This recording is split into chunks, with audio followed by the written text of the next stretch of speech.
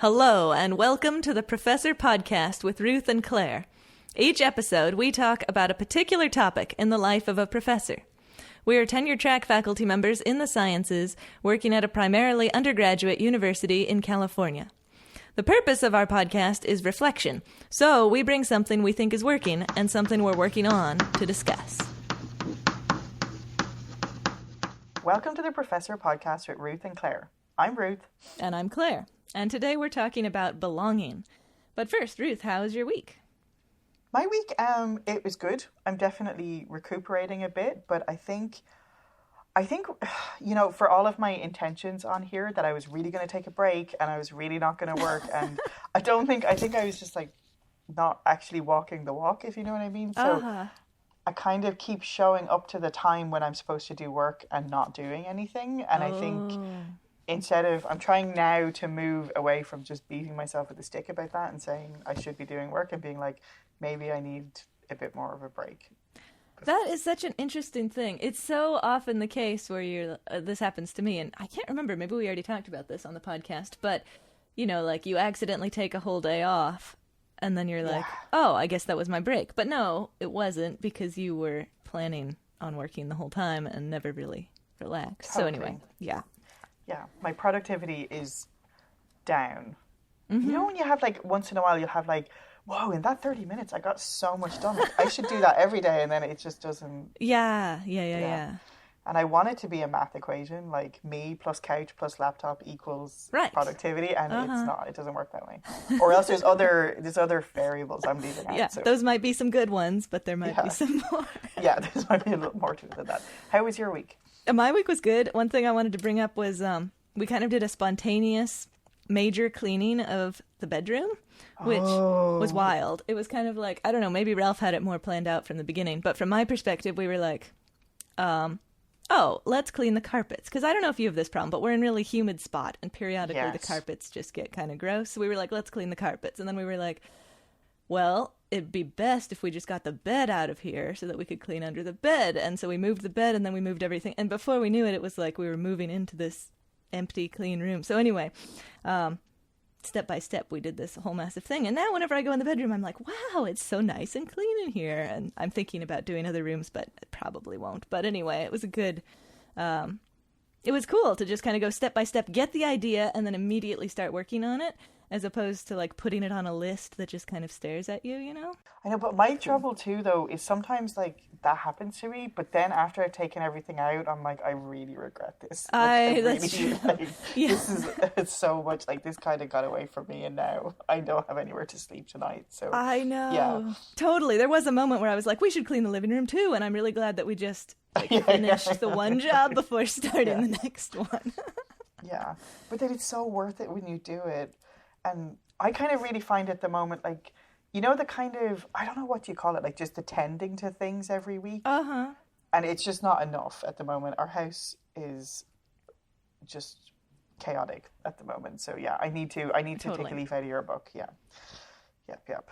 Cool. So, yes, do you have a quote for us this week? I do. And do tell. And this one is from a mentor, Mr. Rogers. Oh. Yeah, and it's, we speak with more than our mouths, we listen with more than our ears. And I just thought that was really appropriate for belonging, because there's so many different parts of communication that are important in someone feeling like they belong somewhere or not. So that one just seemed like a good fit. That is a good fit. I really like it. Yes, I love it. And I kind of, I was wondering before we start if you are okay with talking a little bit about fitting in versus belonging. Oh, okay. Interesting. Because what do you think? Guess who I'm going to talk about right now is Brene Brown, because I just read there was a chapter in the book I'm reading right now about about fitting in versus belonging. Okay. And she talked about talking to 8th graders or something about what's the difference between fitting in and belonging. Okay. And they were saying fitting in is changing yourself so you're like everybody else. Oh. And belonging is being just accepted for who you are. And I see. Whoa, these wise kids with their understanding of those differences. That is very impressive. A great definition that they came up with. Yes, I love it. And so tell me, what is working well for you in terms of belonging? In terms of belonging, I kind of wondered if we could start with a quick, like, what do we both mean by belonging? Oh, I think that's a really good, yes. Yeah. Yeah, so I guess I'm thinking of feeling comfortable in the social place, which could be the classroom or the field, the discipline, the major, any of those things, just feeling like you are in the right spot and that other people agree that this is a fine spot for you to be in, or something along those lines. What do you think about it? I love that. And I think, yeah, for me, I think a lot about belonging. I think I've been thinking a lot about how when we went to Escala, that was this workshop we did on culturally responsive teaching. And one of the quotes they had was, when you're in your own culture, you feel normal. And I guess obviously the other part of that then is when you're not in your own culture, you don't feel normal. And right.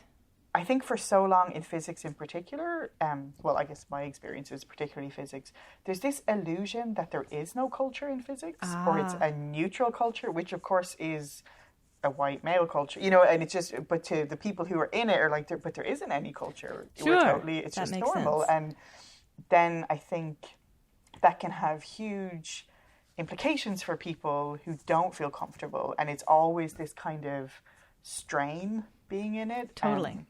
And so, yeah. I don't know why I'm thinking of this term, but it was a big thing in my PhD, but it was like the lattice mismatch strain. Whoa. When like a crystal, sorry. I do not know that. I don't know where that came from. But it's just like if a crystal is growing, and then if like they're not, if like some other material comes along and the strain of like those bonds not lining up nicely, that is not relevant to this. I don't know why I was thinking about that, but it feels like there is this energy cost when you are feeling like you're in a space that you don't belong in, and it's a stress on you. Totally. You know? And yeah. Sorry, I don't know where that. No, I think I can see the similarity. Yeah. So what's working for me with belonging, and I've been thinking a lot about having the classroom be, like my classroom, be an example of a space where I hope, to the best of my efforts, people can feel like they belong. So trying to create belonging, I suppose. And I'm confident that I don't do that perfectly, and that's in the working on section. But so some things that I do, I try to maintain and constantly portray my confidence that everyone can learn the material, and never act like someone should already know something already, but also be clear about, you know, what they need to know for the class. And generally just having respect. I'm trying to mirror respect at everybody in the classroom and trying to hopefully foster that to be the default sentiment in my classroom.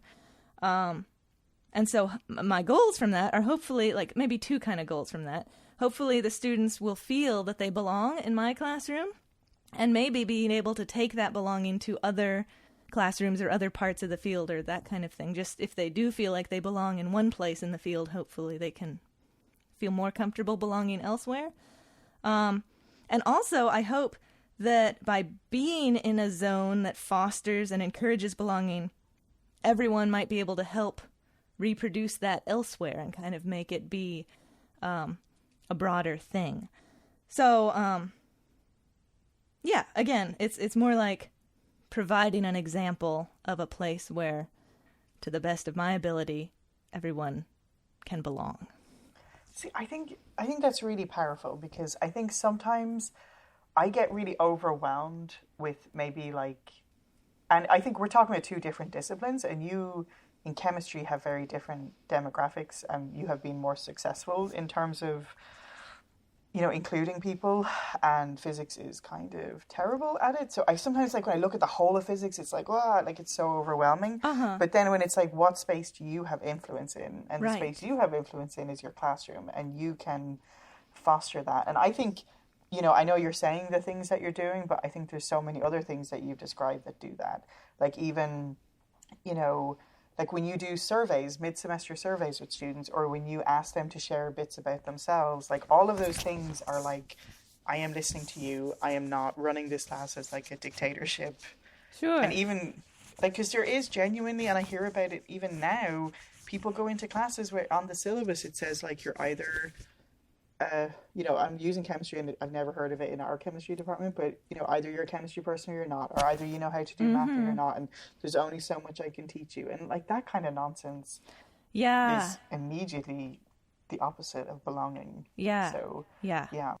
Totally. Yeah, my opinion is the only reason to not be a chemistry major is if you don't want to be a chemistry major. If you want to be one, great, we can make that happen. And I think too, like when you say too, like you modeling that behavior that will get carried out into the world, because like most of the time, although I just read my student evaluations, but most of the time students have respect for your position, you know what I mean? So like, yeah, you're the perfect position to kind of model that. Yeah, I think so. And it applies to all kinds of places besides the classroom where that behavior can help. Right. Yeah, totally. I love it. So what's working for you with belonging? Yes. Okay. So I think for me, a lot of it is like, say, I feel like only recently I've been trying to come to terms with my own uncertainty about my belonging in physics. Okay. And so something like that I've recently sort of become borderline comfortable with saying is that I really don't care about machines. Like, I really don't care about machines. I don't know anything about how they work. And I know I have learned that before, and it immediately goes out the other ear. Like, I just don't like robots, cars. Not interested. Just not my jam. And so, but I have had so much shame about that, because I was like, this means I'm not a physicist. Like, keep your kind of secret that you don't like robots or machines to yourself, because otherwise people will know you don't really belong. And so I've kind of gotten borderline more comfortable with saying that, and kind of recognizing that, like, I started saying explicitly to students, there's going to be bits of physics you don't like, because often you're taking your classes and you're like, I love it, I'm great, I'm a physicist, and then you hit one thing and you're like, this sucks, I hate it, I guess I'm not a physicist after all. Right. And I feel like in chemistry there's a little bit more, like, and in other disciplines there's more kind of awareness of like, you guys have different branches, and it's like, oh, you could be, but somehow in physics it feels more like you need to like all of it and you need to excel at all of it, instead of, say, for example, obviously this is not going to be a surprise after my previous confession, but electronics is not my bag, and it's just not my cup of tea, and it's never come easy to me, and it's always, and I failed it in undergrad, and sometimes sharing that piece of information with students has been helpful. Sure. To kind of like, you don't have to love every single equation in physics to be a physicist. So that has been, and then the other thing that I think you already know about, I was trying to have like other ways of belonging in physics, and not necessarily. And there's nothing wrong with the stereotypical physics hobbies. Mm-hmm. Like, I think they're great, but it's just when they're the only way you get to be a physicist. So I see. You only can be a physicist if you built a robot when you were 5, or you can only be a physicist if you can recite Star Wars, which I can, but that's not the point. But, like, if there's only those ways. And so one thing I've had with the students is like Craft Noon, where we've been talking a lot about crafting and how much math is involved, and how it is technology to make a dress, and how... That's great. And there's been a lot of like physics papers coming out about knitting and what a strange sort of material it forms, because it's really stretchy, and it's just super cool. So I really enjoyed that, and kind of trying to explicitly sort of talk about other ways of being, like, belonging in STEM. Like, it's not all just the stereotypes. Right. There's other things you can do. Yeah. I love that. It makes me think of the way of thinking about a PhD, where you become the world expert. It's something super duper specific, so specific that you can be the world expert on it. And that just goes to show that you're not interacting with all of physics, even if you go on and get a physics PhD, So, absolutely. Yeah, I love that, just because this one class isn't your jam does not mean that physics isn't your jam. There's many branches in physics, even if it doesn't appear that way. Totally, yeah. And I think part of my thing with crafts too is like, I read craft books constantly, and I don't even make those things, but I love, like, how does this work? Like, how did they build this piece of weaving tapestry. And I was like, man, maybe this is kind of valid. Like, it is, like, I do want to look under the hood of the engine, but only when it's to do with crafts. Sure. You know what I mean? So, sure. Yeah. That's really cool. Tell me, what are the things that you are working on? I suppose it comes back to my efforts to provide an example space in the classroom where everyone belongs.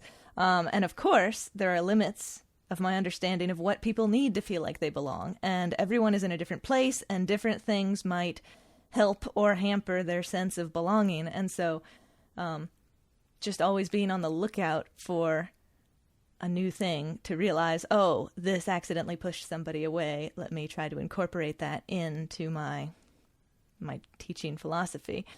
So yeah, I suppose it's just being aware that no matter how much effort I put in, there are limits, of course, based on my limit of my understanding, and to try to continually push that to understand as best as I can and improve it as best as I can. This is something that's really on my mind at the moment. Oh, yeah? Yeah, it's all so complicated. It's so complicated. And, like, doing one thing, like, I had a discussion with, I guess for a lot of people, the issues of race are coming up a little more to the forefront in discussions. And I had some discussions with students. And one student was like, I really like that you explicitly talk about racism in the first class. Uh-huh. And the other student, who was also a student of color, was like, I don't like it at all. It was really stressful because I felt like everyone was looking at me. And I was just like, wow, like, what do I do with this? Right. And, you know, sometimes in trying to do something, you know, it's just so complicated. It feels like total chaos. Like, it's like predicting the weather or something. And I think part of my sprouting ideas about this is a little bit like finding what's really authentic to you and believing in it, and obviously not like making students uncomfortable. And I think what that conversation calls me to do is find ways to make everybody feel okay, but still bring up the issues that I think I need to bring up on the first day. And I don't know, it's so complicated, and it's changing second to second. Sure. It's changing so much. So yeah, I do. The way you're saying that makes me think it's kind of analogous to what we talked about with active learning, and how even if there's a whole 10 of us that really want to do active learning in the same classroom, we're going to do it in totally different ways. And my way is not going to work for you, and vice versa. But we need to find some way that works for us, and, you know, try to optimize it to work for as many people as possible, and not push anyone away if we can avoid it. Right. And some of it too might not be, I guess what I was trying to say, it might not be as big as I think it is. Like, often the things that students talk about that are really hurtful and painful for them are things like, you know, a professor rolling their eyes at a question, or like someone, like professors snickering at their question. And so, you know, I know there's no way in a trillion years you would be doing those things. And so I think there's so much just like you were saying about Mr. Rogers, but there's so much you're conveying all the time in terms of that respect, and like kind of going in and really radiating that attitude that everybody can do this. Right. And that's huge. So what are you working on? Oh, yeah, I guess what I'm working on, just back to Brene Brown, but Brene Brown was me and Brene Brown, my love story with Brene Brown's books. But she talked about something about children, like being a parent, and it was such a bummer because she was like, you can only give your kids what you already have, you know. So if you're kind of hoping, like, I hope my kids will be able to have boundaries, like really good boundaries with their friends, and then, but it's like, if you can't do that yourself, you can't model that for them, you know. And interesting. I was like, really, like, I just want to be able to wish for what they want. I don't want to have to like do it myself.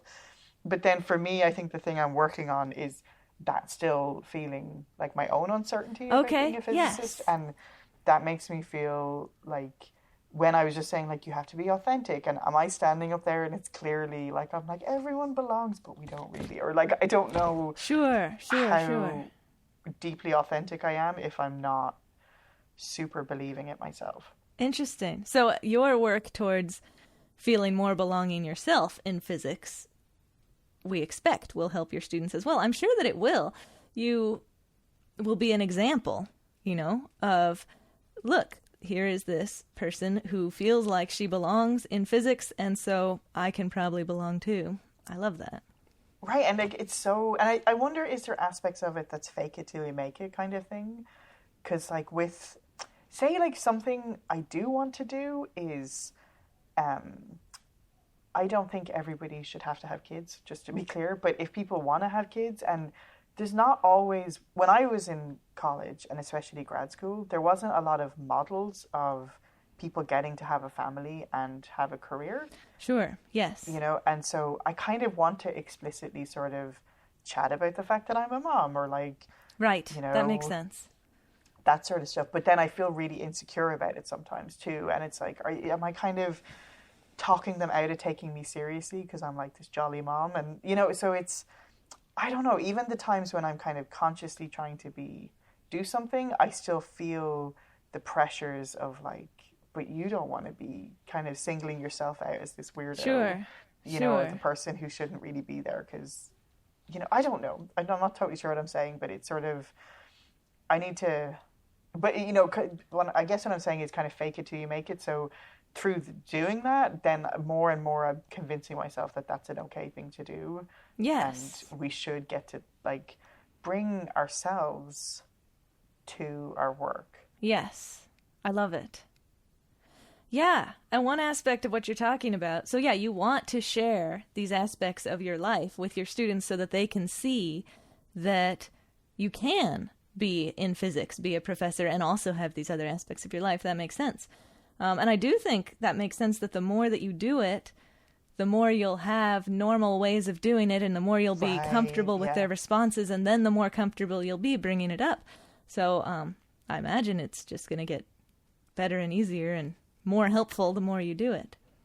Totally. And I think it means a lot to students when I hear them when I'm eavesdropping, which I that is my jam. Electronics is not my jam, but eavesdropping with students is. But when they're talking, like sometimes they're so into, oh, did you hear so and so actually does, or did you hear Claire is in a band, or whatever, those things. And just hearing aspects of professors' lives and knowing more about, like, oh, Claire's a super successful chemist, but she also does these other things. And I think it presents a slightly more rounded vision so people can imagine themselves. Because when I was younger, I was like, I don't want to work 100 hours a week and not have any life.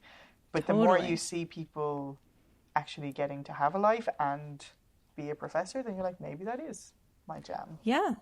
That's interesting. So yeah, I often tell my students that I'm in a band, and then it's always kind of this awkward, well, I'm trying to make it be less awkward, but I want to tell them about my shows because they often ask, but I don't really want to announce it to the whole class and make them feel like they have to come. Anyway, I'm just always trying to walk that line, and they're always like, Claire, why didn't you tell us about your show? But anyway, what I'm getting at here is I did have one student who specifically said that it really made a difference to him to come to my show and see that I was able to have a lot of fun and do this music thing, and have that while also being a professor, and that really made him feel like actually maybe academia was a path he was interested in. And I was like, wow, I had no idea that kind of sharing yourself would have that kind of impact. So I'm very excited to hear you talk about that as well. And it's kind of that thing of giving people another way to be a chemist, right? Because you are not like at home every Saturday night studying the periodic table. I can't think of a good example, but like, and it's true, because students sometimes are like, well, like I do want to, whatever, be in a rock band, or, write a novel, or go hiking every Tuesday, or whatever it is. And I think the more that they can kind of get exposed to that, and the less we present ourselves as being part of this neutral STEM culture, which isn't really neutral at all. Right. Yeah. That's great. Well, I love that takeaway of sharing yourself being so helpful. That's awesome. Yeah, that is really powerful, what you said about the student and the band. That's very cool. Yeah, I feel like for me, this is going to be, I think we've talked about this quite a few times on the podcast, but like a practice, like always coming back to it. It's ongoing. I agree. Definitely. Yeah. Something to keep remembering and working to improve on all the time. Yeah. Yeah. Definitely. And I think more and more research is coming out to see like the impact. I think it's like people are moving more and more towards like the emotional aspects of retention. And I think belonging is a really big part of that, for sure. Definitely. Yeah. Definitely. Okay, cool. We can do belonging part B, C, and D in all the right. future. Add it to the recurring ones. Yeah. Love it. Cool. Thanks so much, Claire. That's awesome. Thank you very much, Ruth.